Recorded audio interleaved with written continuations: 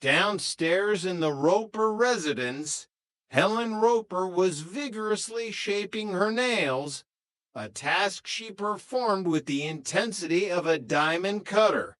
Stanley, her husband, sat across from her in a leisure suit that had been out of style since the day it was manufactured.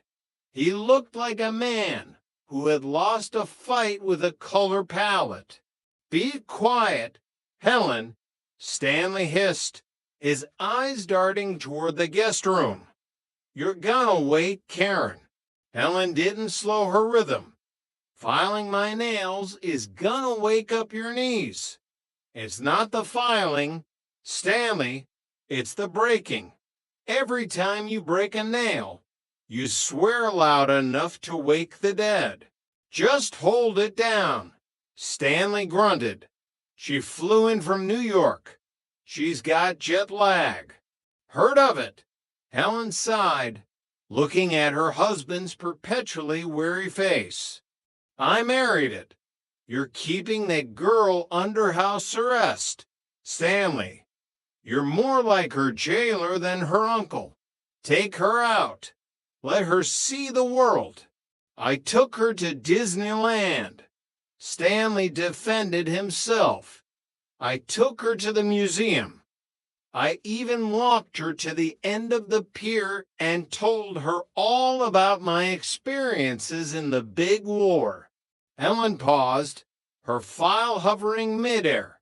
"And you wonder why she's sleeping until noon. She's probably in a boredom-induced coma." Stanley scowled. He had promised his brother he'd look after Karen, and in Stanley's world, looking after meant keeping her away from the freaks, weirdos, and perverts that he was convinced populated every square inch of Los Angeles. Suddenly, a wicked glint appeared in Helen's eye. "Why don't you let her meet the kids upstairs? Especially Jack." Stanley froze. A slow, calculating smile spread across his face, the kind of smile a shark might give a particularly slow-moving tuna.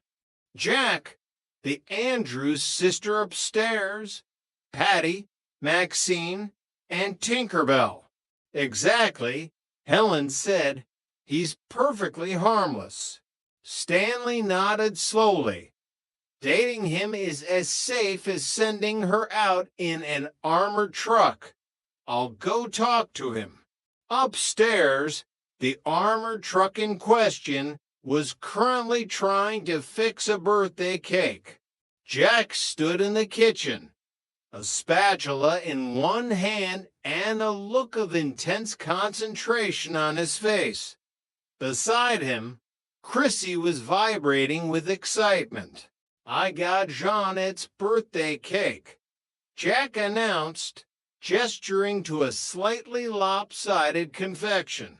"Oh, good," Chrissy chirped. "Where's the birthday girl?" "In the kitchen, keeping an eye on dinner," Jack said, then smirked. "And I'm keeping an eye on her. I was gonna sneak up and give her a surprise birthday kiss." "Why sneak up?" Chrissy asked with her characteristic innocence. "Why not just ask?" "Chrissy, the element of surprise is the spice of life," Jack explained, creeping toward the kitchen door. Just as he was about to pounce, Jeanette turned around, nearly colliding with him. "Oh, you shouldn't sneak up like that," Jeanette gasped, clutching her chest. "You shouldn't turn around when I'm sneaking," Jack countered. "I was going for a romantic birthday gesture." "Moments ruined, Jack," Jeanette laughed, though her eyes softened. "Go sneak up on Chrissy. Her birthday isn't until January." "Why wait?" Jack grinned. He handed Jeanette her present, a cake that had clearly been purchased under duress. Jack, why does this cake say happy birthday? Jimmy, Jonna asked, squinting at the blue frosting. Jack didn't miss a beat. Jimmy, oh, Jimmy was a guy who didn't pick up his order. I got it at half price. If I scrape off the Emmy, it reads happy birthday, Jay, which is much more informal and trendy. Jonna rolled her eyes. You're a cheapskate, Tripper. I prefer fiscally responsible. Jack corrected. Their banter was interrupted by a sharp knock at the door. Stanley Roper stood there, looking uncharacteristically nervous. He beckoned Jack into the hallway. Jack, can I see you for a minute? Alone? Sure, Mr. Roper. What's up? Toilet backed up again. No. It's about my niece, Karen. She's visiting. Beautiful girl. High energy. Helen's driving me crazy about her getting out more. Stanley leaned in, his voice dropping to a conspiratorial whisper. I want you to take her out tonight. Jack blinked. Mr. Roper, I'd love to, but it's Jeanette's birthday. We have plans. Dinner, the Jimmy cake. Stanley reached into his pocket and pulled out a crisp $50 bill. He waved it under Jack's nose like a magician performing a card trick.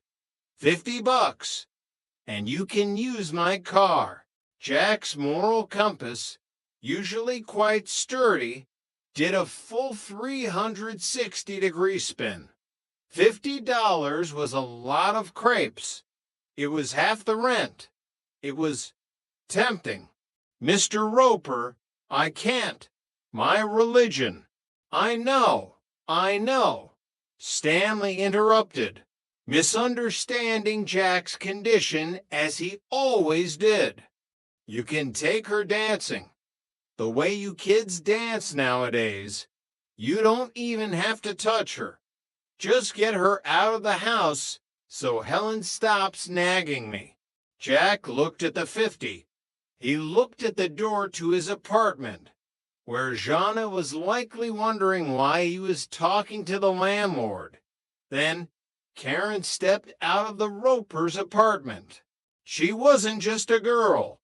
She was a knockout, blonde, radiant, and wearing a smile that could melt the polar ice caps.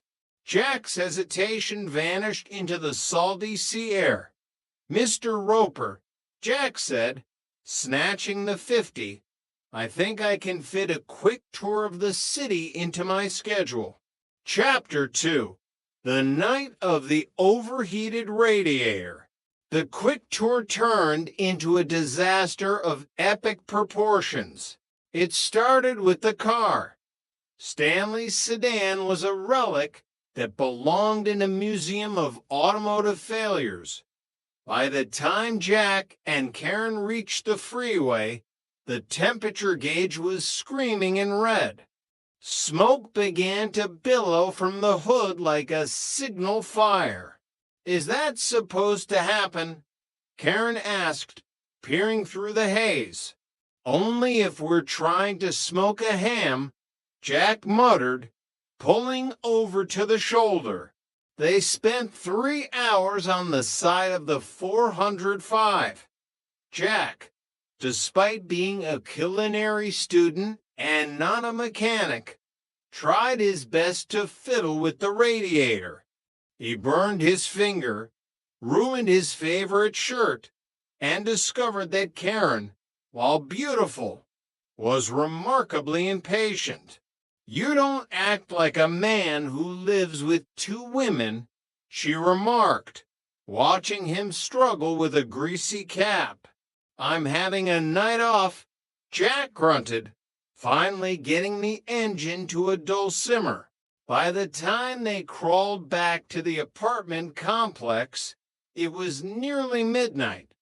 Jack was exhausted. covered in soot, and riddled with guilt about missing Jeanette's birthday